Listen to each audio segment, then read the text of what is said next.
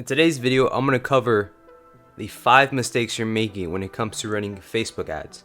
Now, to put it to you frankly, if you're a brand doing less than around 3K a month in ad spend, around that range, and you're trying to scale to the next level, you shouldn't be using any type of cost caps. Now, the reason behind cost caps is, okay, if you're spending, let's say 5, 10K a day, and you need to manage your ad spend properly, and you want to set a barrier to entry, you want to set like a stop loss as if you're trading stocks, then that would make sense.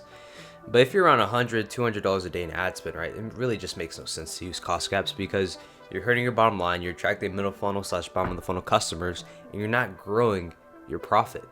So at that rate, using that ad spend, you're better off trying to find top of funnel brand new customers to enter your ecosystem instead of trying to retarget previous customers, because that's going to do more for your business than running any cost caps.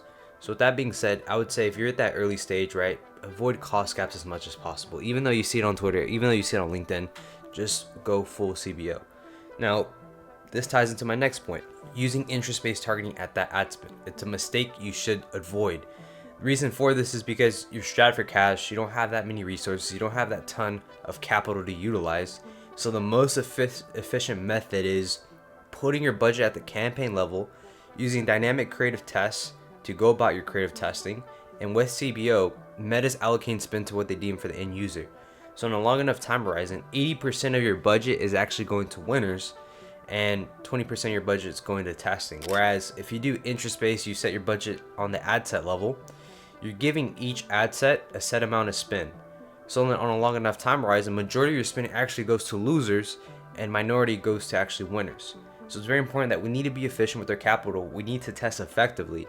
So running budget at the campaign level is going to do that rather than forcing spend across a ton of ad sets. Now, the third mistake I see a lot of brands face is pushing SKUs that are unprofitable.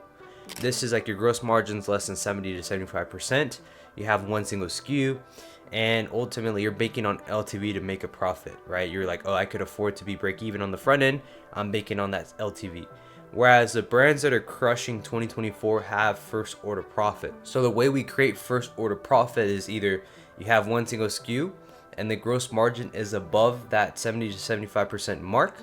If not, let's say you have a combination of hero SKUs, you have like 2-3 other products, you combine that into a bundle with a specific Grand Slam offer, right? Could be you buy one, you get one 50% off, buy two, get one free, so on and so forth. You offer stack on that end. With this bundle, your gross margin now is at 70-75%.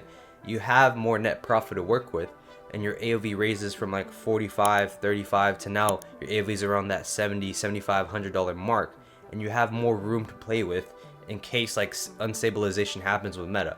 Right, Meta is always going to be up and down, right? Doesn't matter the core, there's always going to be updates to the algorithm. But the biggest way we can prevent those mishaps into the business is simply by setting up heavy bundles that have high AOV profit.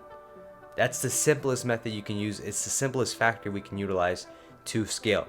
Now, the fourth mistake a lot of brands make is heavy UGC testing. I'm a huge proponent on creative testing, but UGC takes way too much time. It's you have to wait, you have to send product out to creators, you have to send product out, you have to get those creators to shoot content. That has to go back to the post-production team. And then regardless, you're struggling with pretty much anything that happens on that front of shipping delays, creator not receiving package. You have to put up money for fulfillment. You have to pay creators $100 per video, right? So if I were to come into an ad account, let's say I want to turn profit in the next 90 days, how am I going to do that? It's not testing UGC. It's starting off with static images, going into GIFs. Then if I have an angle that works, I might look into investing into UGC. That's the biggest proponent. That's the way I go about our creative testing. We want to turn profit in 90 days. We want to test as many statics as possible because they're easier to make, and we're able to get more bang for our buck than just solely relying on UGC and saying, hey, this is going to be this is what's going to move the needle for us. There's just too much time delay when it comes to UGC. Now, the fifth mistake I see a lot of brands make is if you're a brand doing less than $1 million a year, or let's say you're around that like $1 million, $2 million a year, I truly believe there's no reason why you should outsource to an agency. I think the stages are broken down into 5 stages, right? Going from 0 to 10K a month is typically founder doing everything. Going to 10 to 100K a month, typically founder doing everything as well, as far as ads, fulfillment, looking at product market fit, validating that, building out offers. And then from there, like as you progress to where you're doing 500K a month, a million a month in revenue, then that's where it makes sense where you, as a founder, you need to get your time back. So then you either look to build in-house or you outsource. But 9 times out of 10, I see a lot of founders around that 3K a month ad budget mark. They're doing around 50, 100K a month in revenue, and they're outsourcing to agencies. That agency fee is going to hurt you in the long run because the retainers you're paying are around anywhere from 5 to 10K a month. And that's your bottom line. Like, that's not even including if you even make a profit. So you're burning capital, whereas that capital could be used to fuel your ad budget. So it's super important as a founder, you're conscious about your budget. And the reason why a lot of founders choose to outsource is because they don't know how to run Facebook ads. They don't know how to utilize these paid ad platforms. And the brands that are crushing it, typically the founder has an idea of how marketing works. A founder has an idea of how all these access channels work together.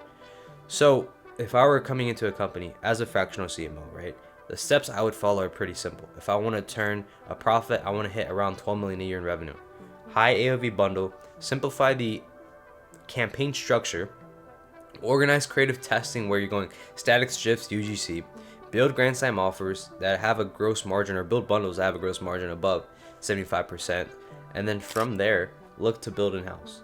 So if you enjoyed this content, guys, I hope you just click the link down below, subscribe, turn on notifications bells. And if you're looking to actually build in-house, you're tired of getting burned by ad agencies, check out scalevelocity.io. You can read my whole protocol. And if you're interested, you can book in a call and I'll show you the way we go about setting up businesses for exits. That being said, guys, I'll see you in the next one.